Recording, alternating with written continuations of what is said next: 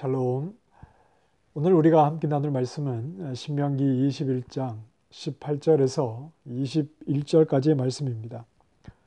사람에게 완악하고 패역한 아들이 있어 그의 아버지의 말이나 그 어머니의 말을 순종하지 아니하고 부모가 징계하여도 순종하지 아니하거든 그의 부모가 그를 끌고 성문에 이르러 그 성읍 장로들에게 나아가서 그 성읍 장로들에게 말하기를 우리의 이 자식은 완악하고 패역하여 우리 말을 듣지 아니하고 방탕하며 술에 잠긴 자라 하면 그 성읍의 모든 사람들이 그를 돌로 쳐 죽일지니 이같이 내가 너희 중에서 악을 제하라. 그리하면 온 이스라엘이 듣고 두려워하리라. 아멘. 지금 실제로 이 일이 일어난 것은 아닙니다. 아직 이스라엘 백성들이 가나안 땅에 들어가지 않았기 때문에 그 땅에 들어가서 살면서 일어날 수 있는 일에 대해서 이제 모세가 말을 하고 있는 것이죠.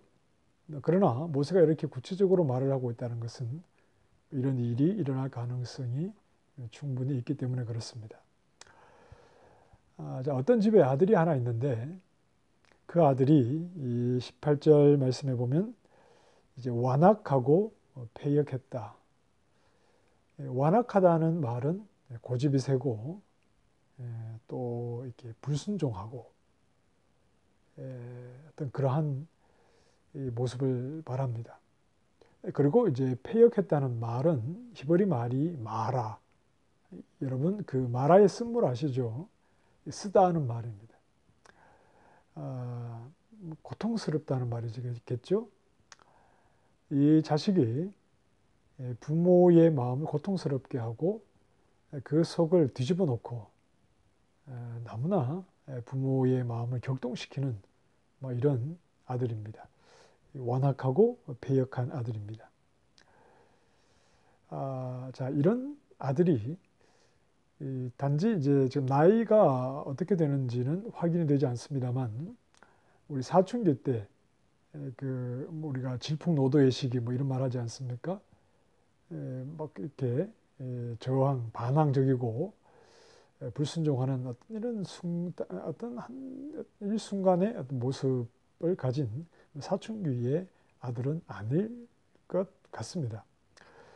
이런 아들에게 부모가 어떻게 했을까요? 그의 아버지의 말이나 어머니의 말에 순종하지 아니하고 그랬습니다. 부모가 이런 자식을 키우면서 한두 번 타일렀겠습니까? 계속해서 뭔가 말을 했겠죠.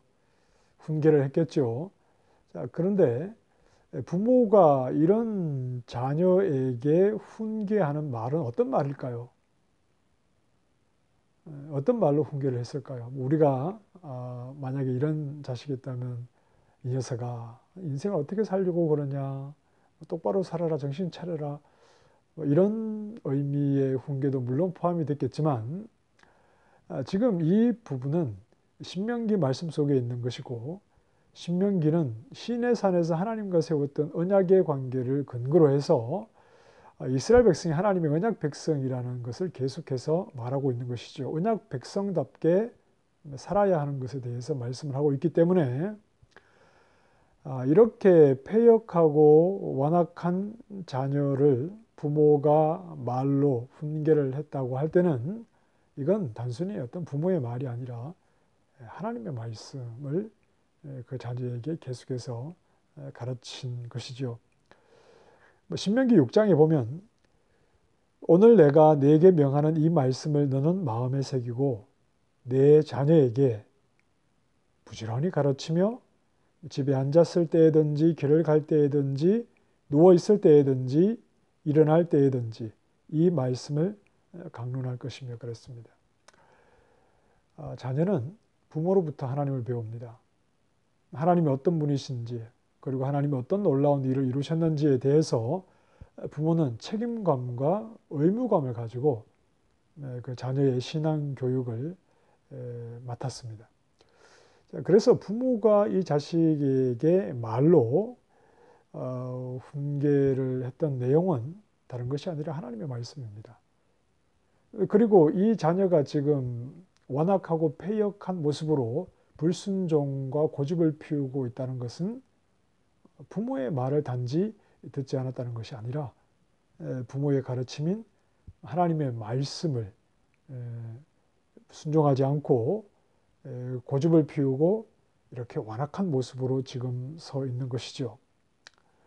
자, 그 다음에 부모가 징계하여도 순종하지 아니하거든 그랬습니다. 이제 말로 해서 안 되니까 징계를 하는데, 여기서 징계라는 말은 좀 어떤 그 매를 대는 것과 같이 그 물리적으로 고통을 주는 그런 게 있습니다.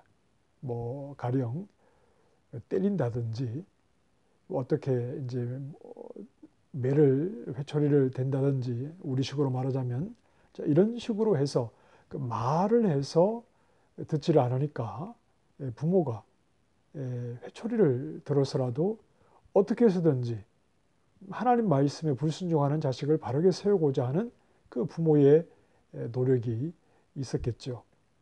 자, 그런데 어떻게 해서든지 아들을 하나님 앞에 바르게 세우려고 했으나 소용이 없었습니다. 아들에게 전혀 변화가 없었죠. 자, 20절 말씀에 그 아들을 장로들에게 끌고 가서 이렇게 말합니다. 우리의 이 자식은 완악하고 패역하여 우리 말을 듣지 아니하고 방탕하며 술에 잠긴 자라 그랬습니다. 뭐 철없는 지금 사춘기 아이가 아니죠. 방탕하며 술에 잠긴 자라. 방탕하다는 말은 가치가 없다는 말입니다. 쓸모없는, 가치가 없고 쓸모없는 삶을 살아가고 있는데, 방탕과 술은 너무나 잘 어울리겠죠. 무엇이 가치가 없고 무엇이 쓸모가 없는가. 물론 부모를 바르게 공경하지 못하는 것도 하나님 말씀을, 그 십계명을 거역하는 것이기 때문에 적용이 됩니다만, 더 근본적으로 하나님의 말씀을 순종하지 않고 따르지 않는 그러한 삶, 그것이 바로 방탕한 것이고, 또 실제로 술에 취한 상태로 그렇게 하나님 앞에 바르게 깨어있지 못한 그러한 삶을 계속해서 살아가고 있는 것입니다. 부모가 자기 자식을 끌고 성문에 있는 장로들에게 나아갔다는 말은 재판하는 자리로 나아갔다는 말입니다. 다시 말해서 부모가 이 자식을 끌고 가서 이 아들은 하나님의 말씀을 불순종하고 거역하고 하나님을 두려워하지 않는 자입니다 하고, 이 자녀가 하나님 앞에 죄를 범했다는 사실을 말하는 것이죠. 다시 말해서 이 아들은 하나님 앞에서 살 가치가 없습니다. 여기까지 오게 되었다면 이만저만 부모가 이 자식을 바르게 세우기 위해서 수고하고 노력한 것은 아니었겠죠. 자, 이렇게 부모의 증언에 그 아들은 성읍 사람들이 던지는 돌에 맞아서 이제 죽게 됩니다. 자, 어떻게 보면 굉장히 비극적인 스토리인데, 그러나 21절에 보면 이 사건에 대해서 이같이 내가 성 중에서 악을 제하라 그랬습니다. 하나님의 백성에게 악이란 무엇이 악입니까? 하나님을 거역하는 것이죠. 하나님의 말씀을 거역하고 불순종하고 그대로 그러한 모습을 고집스럽게 지켜나가는 것, 이런 것들이 하나님 앞에 악입니다.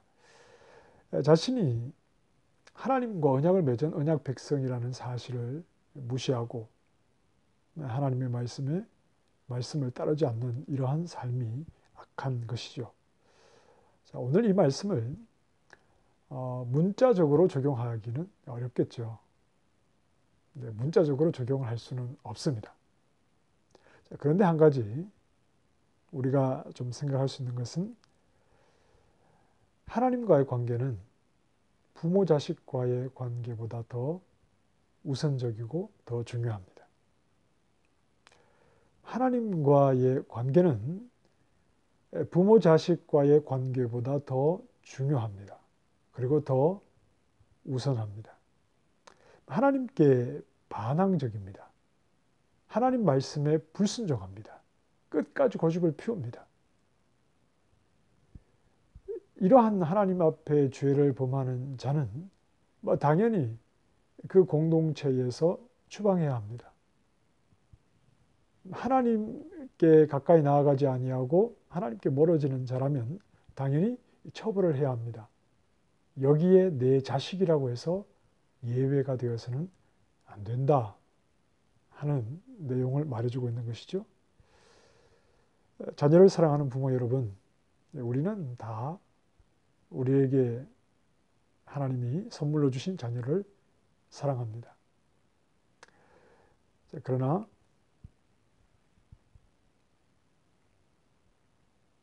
하나님보다 자녀가 앞서게 되면 그때부터 우리는 잘못된 길로 나아가는 것입니다. 하나님이 우리에게 자녀를 선물로 주셨지만 그래서 하나님을 버리고 자녀를 사랑하라고 주신 것은 아닙니다. 그렇게 되면 하나님 앞에서 부모도 불행해지고 자녀도 불행해집니다. 자녀를 사랑하는 우리의 마음은 이루 다 말할 수가 없지요. 그러나 벗어나서는 안 됩니다. 하나님을 사랑하는 그 테두리를 벗어나서 또는 그것보다 더 크게 자녀를 향해 사랑하는 마음을 가지는 것은 옳지 않습니다. 자식보다 하나님을 더 사랑해야 합니다. 자식보다 하나님이 더 우선이어야 합니다.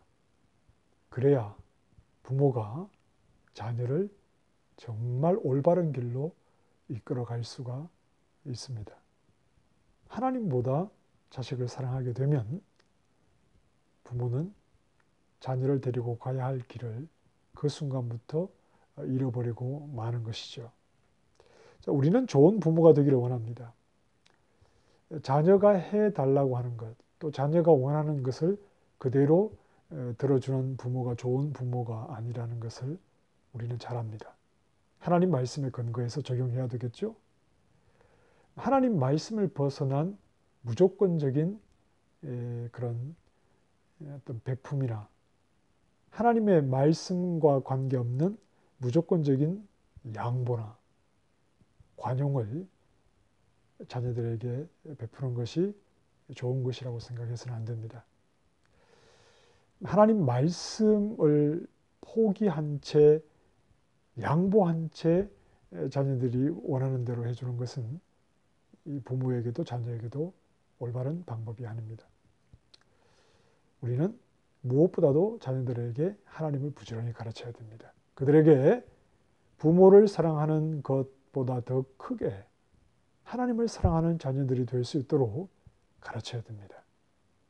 자녀보다 하나님을 더 사랑하는 부모라면 그렇게 가르쳐야 됩니다.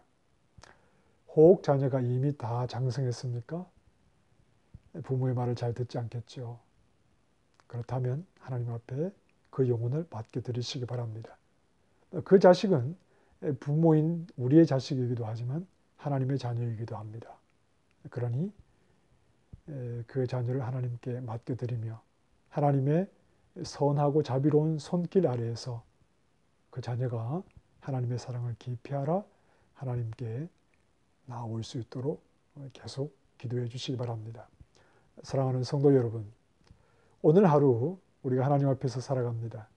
그 어떤 관계보다 하나님과의 관계가 가장 귀하다는 것을, 어떤 사람보다 하나님을 가장 사랑하고 있다는 것을 다시 한번 확인하시고 하나님을 사랑하는 마음으로 그 안에서 우리 자녀들을 대하시고 또 그들을 하나님의 말씀으로 바르게 가르치고 이끌어갈 수 있는 하나님의 사람들이 되기를 바랍니다.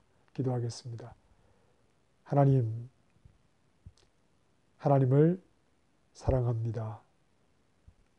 무엇과도 누구와도 비교되지 않는 사랑으로 하나님만을 사랑하게 해주셔서 하나님을 사랑하는 그 사랑 안에서 우리 자녀들을 바르게 이끌어가고 바르게 양육해 갈 수 있는 지혜로운 부모가 되게 해 주시옵소서. 예수님 이름으로 기도합니다. 아멘. 오늘도 하나님을 사랑하는 마음으로 하나님과 동행하는 하루가 되기를 바랍니다. 감사합니다.